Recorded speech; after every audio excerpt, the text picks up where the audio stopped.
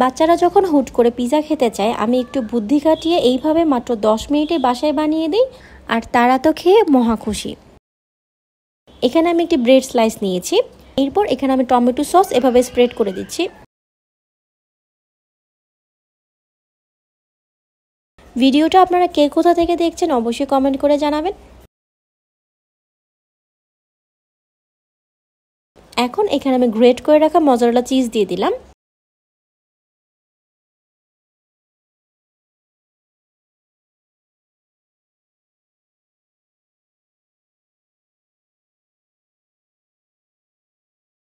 এরপর ছোট কিউব করে রাখা ক্যাপসিকাম দিয়ে দিচ্ছি।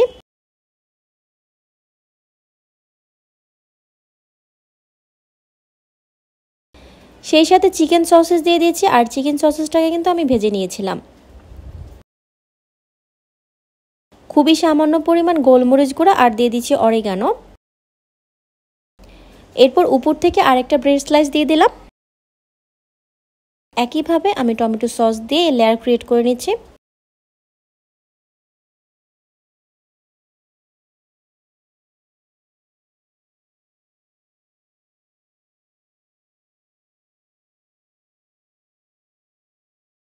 সেম প্রসেসে দিয়ে দিচ্ছি মজারেলা চিজ, ক্যাপসিকাম আর সেই সাথে চিকেন সসেস। এইভাবে কিন্তু ঝটপট বাচ্চাদের জন্য পিৎজাটা তৈরি করে নিতে পারেন।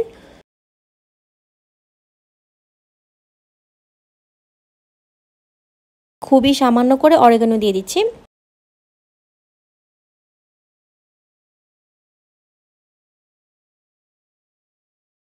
হয়ে গিয়েছে। এখন এটাকে আমি ছোট একটি স্টিলের প্লেটে নিয়ে নিলাম। পিৎজাটাকে আমি চুলায় বেক করে নেব। এই জন্য মোটা তলযুক্ত একটি হাঁড়ি নিয়েছি। সেটাতে আমি স্টিলের স্ট্যান্ড বসিয়ে ঢাকনা দিয়ে ঢেকে 10 মিনিটের জন্য প্রিহিট করে নেব। 10 মিনিট পর পিৎজার প্লেটটাকে এখানে দিয়ে দিচ্ছি।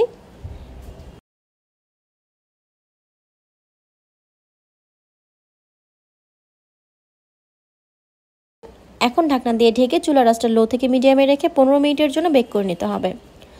15 মিনিট পর আমি ঢাকনাটাকে খুলে দিচ্ছি। খুবই মজার ব্রেড পিৎজাটা কিন্তু তৈরি হয়ে গিয়েছে। এটা বাচ্চারা কিন্তু অনেক মজা করে খাবে। ব্রেড পিৎজার এই রেসিপিটা আপনাদের কাছে কেমন লেগেছে কমেন্ট করে আমাকে অবশ্যই জানাবেন। এমন সব মজার আর নতুন রেসিপি পেতে আমাদের ফেসবুক পেজটা ফলো করে রাখতে পারেন। আজ এই পর্যন্তই। সবাই অনেক বেশি ভালো থাকবেন। আল্লাহ হাফিজ।